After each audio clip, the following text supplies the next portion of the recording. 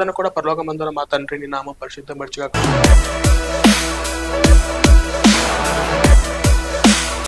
Majority అంటే ఖండిస్తాము అని ఇప్పుడు అంటున్నారు. కానీ ఇంతకు ముందు ఇందాకే చెప్పాను కదా, ఆ రూట్ కాదంటున్నారు కదా. ఆ రూట్ అది కాదు. ఎవరు ఒక మాట చెప్తున్నా, ఒక మాట చెప్తున్నా, కాదంటున్నారు కదా. ఆ రూట్ అయితే అది కాదు. ఆ రూట్ అయితే మెయిన్లీ పాస్టర్లు కానీ బోధనలు. ఇప్పుడు ఎక్స్ క్రిస్టియన్ ప్రవీణ్ హిందువుగా మారిందంటే ఆయన క్రిస్టియానిటీ గురించి అంతా తెలుసుకునే హిందువుకి వచ్చిండు కదా. మరి హిందువులో ఉన్నటువంటి కొన్ని అవి కూడా నేను తెలుసుకోవాలనే ఉద్దేశంతో నేను మిమ్మల్ని అడుగుతున్నా. బట్ నాది ఆ రూట్ కాదన్నప్పుడు మీరు హిందువుగా ఉండడం ఎందుకు? క్రిస్టియానిటీలో ఉండి క్రిస్టియానిటీగానే మీరు పోరాడొచ్చు కదా.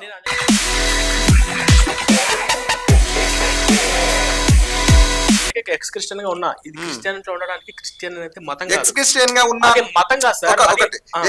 ఎక్స్ క్రిస్టియన్ గా ఉన్నా మీరు మళ్ళీ హిందువుగా అని ఎందుకు చెప్పుకుంటున్నారు? ఎవరు మీరు?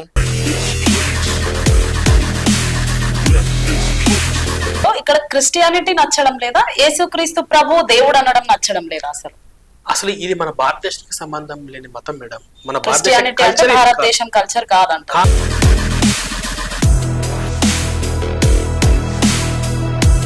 ఇప్పుడు సాధు సుందర్ సింగ్ కి డబ్బు ఆశ చూపిస్తుందేమో అని అన్నారు.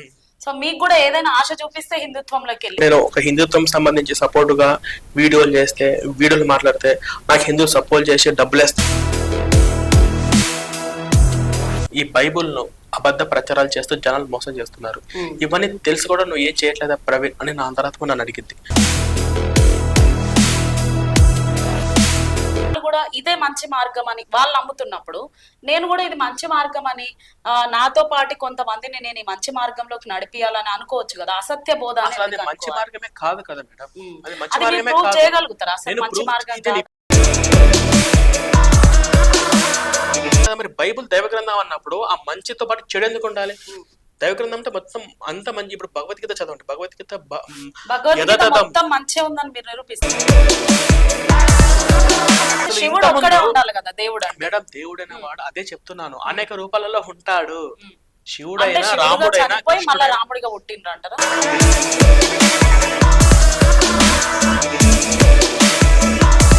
ఇప్పుడు బ్రహ్మ ఎలాగైతే రాశారో మీరు అన్న ప్రకారంగా బైబుల్ గ్రంథంలో కూడా యేసుక్రీస్తు ప్రభు ముందే పుడతాడు, ఈ లోకానికి వస్తాడు, చనిపోతాడు, ఇది కూడా నమ్మొచ్చు కదా. ఈ ఒక్క వచనము పాత నిబంధన గ్రంథంలో ఎక్కడైనా చూపించగలిగితే ఇప్పుడు ఈ క్షణం నేను క్రైస్తవులకి వస్తా. మీరు రెడీనా? రెడీ, క్రైస్తవులుగా మారడానికి రెడీ. ఎందుకంటే పాస్టర్స్ కి కూడా నేను ఈ సందర్భంగా చెప్తున్నా, పాస్టర్స్ కి కూడా వాళ్ళు కొన్ని పాత నిబంధన గ్రంథంలో నుంచి తీసుకొని యేసుక్రీస్తు ప్రభు ముందే పుట్టబోతున్నాడని కొత్త నిబంధన గ్రంథమే కాదు పాత నిబంధన గ్రంథాలు కూడా చెప్తున్నాయని కొన్ని వాక్యాలు వాళ్ళు చెప్తుంటే నేను విన్నా. సో ఆ వాక్యాలను మీరు గనక ప్రవీణ్ గారికి చూపిస్తే వాళ్ళు క్రిస్టియన్స్ ని యాక్సెప్ట్ చేయడానికి రెడీగా ఉన్నారు. ఇప్పుడు ఈ క్షణం ఎక్స్ క్రిస్టియన్ ఛానల్ క్లోజ్ అయిపోతుంది. నా వీడియోలన్నీ డిలీట్ చేసేస్తాను. నేను కూడా క్రిస్టియన్ గా మత ప్రచారం చేసి ఆ పాస్టర్లతో పాటు నేను కూడా ప్రచారం చేయడానికి క్రైస్తవులకి నేను సిద్ధంగా ఉన్నాను. That is my open challenge. ఇప్పుడు ఈ క్షణం ఎక్స్ క్రిస్టియన్ ఛానల్ క్లోజ్ అయిపోతుంది. నా వీడియోలన్నీ డిలీట్ చేసేస్తాను.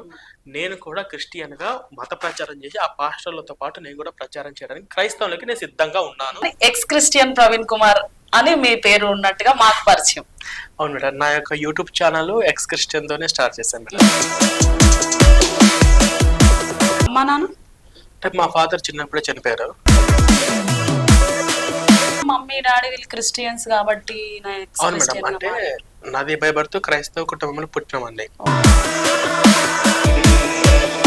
పుట్టడానికి ముందే క్రిస్టియానిటీలోకి వచ్చారా వాళ్ళు?